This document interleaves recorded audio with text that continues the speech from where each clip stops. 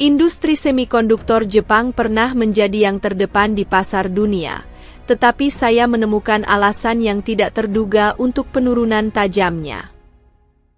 Industri ini memiliki sejarah yang panjang dan berpengaruh, terutama sekitar tahun 1980, ketika industri ini memainkan peran penting dalam teknologi di seluruh dunia. Perusahaan-perusahaan seperti Toshiba, Hitachi, dan NEX memimpin dengan menciptakan chip canggih yang memberi daya pada perangkat mulai dari komputer hingga telepon pintar. Para pelopor ini tidak hanya memajukan teknologi, tetapi juga membangun rantai pasokan yang kuat yang mendukung seluruh sektor. Industri semikonduktor Jepang sangat besar. Industri ini telah menciptakan ribuan pekerja terampil, mendatangkan pendapatan yang besar, dan membangkitkan pertumbuhan ekonomi. Selain itu, pembuat chip Jepang telah menjadi kunci dalam mengembangkan teknologi inovatif seperti kecerdasan buatan, internet untuk segala hal, dan jaringan 5G. Saat ini, meskipun industri semikonduktor Jepang masih penting dalam kondisi teknologi dunia, dampaknya melampaui dari sekedar ekonomi. Sirkuit terpadu yang diproduksi merupakan bukti inovasi Jepang, komitmen terhadap kualitas, dan pengejaran keunggulan. Dalam video hari ini, kita akan membahas hal ini lebih dalam. Jika Anda menyukai video kami, silakan klik untuk berlangganan, agar Anda tidak ketinggalan video terbaru kami. Sekarang, mari kita masuk ke topik hari ini. Jepang dikenal dengan inovasi teknologinya yang kuat, terutama di bidang semikonduktor. Namun, industri ini menghadapi kesulitan besar yang dapat mengancam masa depannya. Persaingan ketat dari negara-negara seperti Korea Selatan dan Taiwan yang telah banyak berinvestasi dalam produksi chip mereka merupakan masalah yang besar. Negara-negara ini telah menarik produsen chip papan atas seperti Samsung dan TSMC yang telah membangun fasilitas canggih yang bersaing dengan yang ada di Jepang. Persaingan ini telah menyebabkan perusahaan-perusahaan Jepang untuk memikirkan kembali strategi dan model bisnis mereka. Munculnya layanan manufaktur semikonduktor yang disediakan oleh perusahaan pengecoran kepada pelanggan pihak ketiga telah mengubah cara chip dibuat, menciptakan peluang baru bagi perusahaan-perusahaan chip Jepang, tetapi juga meningkatkan persaingan dari pabrik-pabrik pengecoran yang mapan seperti TSMC. Selain itu, kemajuan teknologi yang pesat mempercepat inovasi di sektor semikonduktor.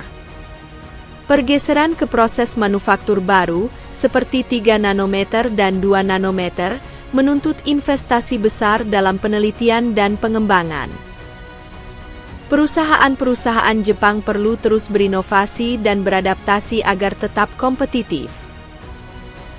Masalah lainnya adalah penurunan investasi untuk penelitian dan pengembangan. Dulu pemerintah memberikan subsidi dan insentif pajak, tetapi belakangan ini jumlahnya berkurang. Hal ini memaksa perusahaan lebih bergantung pada sumber daya mereka sendiri untuk inovasi, yang semakin sulit dikelola. Produsen chip Jepang saat ini mengalami kekurangan besar tenaga kerja terampil, khususnya di bidang seperti kecerdasan buatan dan mesin. Industri ini membutuhkan insinyur dan peneliti berbakat untuk menciptakan teknologi baru dan mendorong inovasi. Namun, populasi penduduk Jepang yang menua dan angka kelahiran yang sedikit telah menyebabkan lebih sedikit tenaga kerja yang tersedia. Selain itu, faktor geopolitik telah berdampak negatif pada sektor semikonduktor Jepang. Sengketa perdagangan yang sedang berlangsung antara Amerika dan Tiongkok telah mengganggu rantai pasokan dunia, sehingga menyulitkan perusahaan Jepang untuk mendapatkan komponen dan bahan penting. Pandemi COVID-19 juga telah mempercepat peralihan ke pekerjaan jarak jauh, yang telah menurunkan permintaan untuk beberapa produk semikonduktor. Lebih jauh lagi, Kurangnya inovasi dalam industri semikonduktor Jepang telah berperan dalam kemundurannya. Secara historis, perusahaan-perusahaan Jepang telah berkonsentrasi pada perbaikan kecil pada teknologi yang ada, alih-alih mengejar ide-ide baru yang berani, sehingga sulit untuk bersaing dengan para pesaing seperti Samsung Korea, yang telah banyak berinvestasi dalam penelitian dan pengembangan. Masalah lainnya adalah budaya bisnis Jepang yang kaku, di mana pengambilan keputusan sangat lambat dan birokratis, sehingga menghambat kemampuan perusahaan untuk beradaptasi dengan perubahan pasar. Hal ini memungkinkan para pesaing yang lebih fleksibel untuk memimpin. Selain itu, industri semikonduktor Jepang belum mengalami banyak konsolidasi, tidak seperti sektor lain, di mana perusahaan-perusahaan telah bergabung untuk menciptakan entitas yang lebih besar.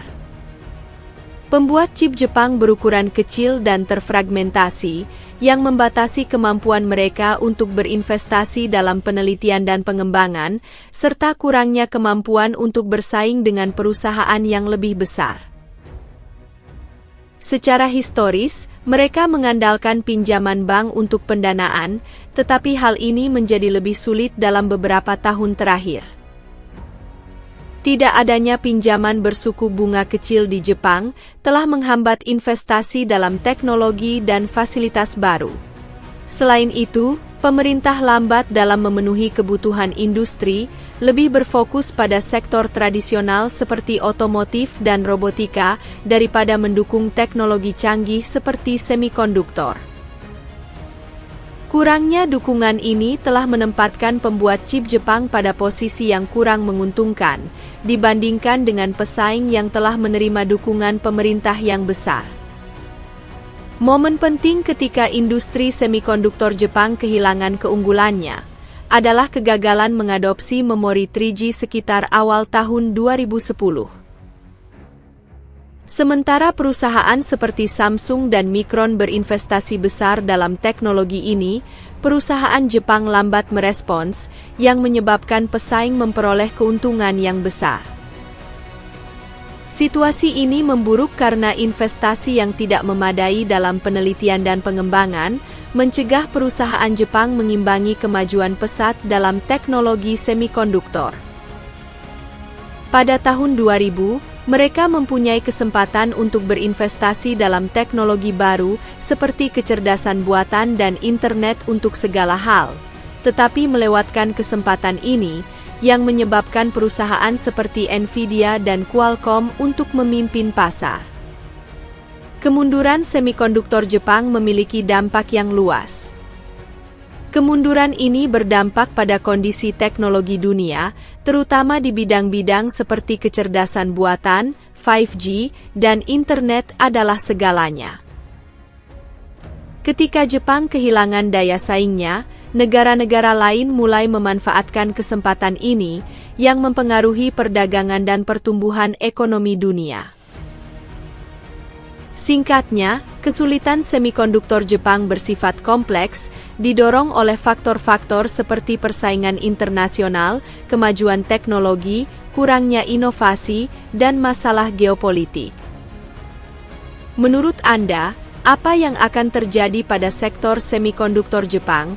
Bagikan pendapat Anda di kolom komentar. Jika Anda merasa video ini informatif, harap ingat untuk menyukai, membagikan, dan berlangganan untuk mendapatkan video terbaru kami.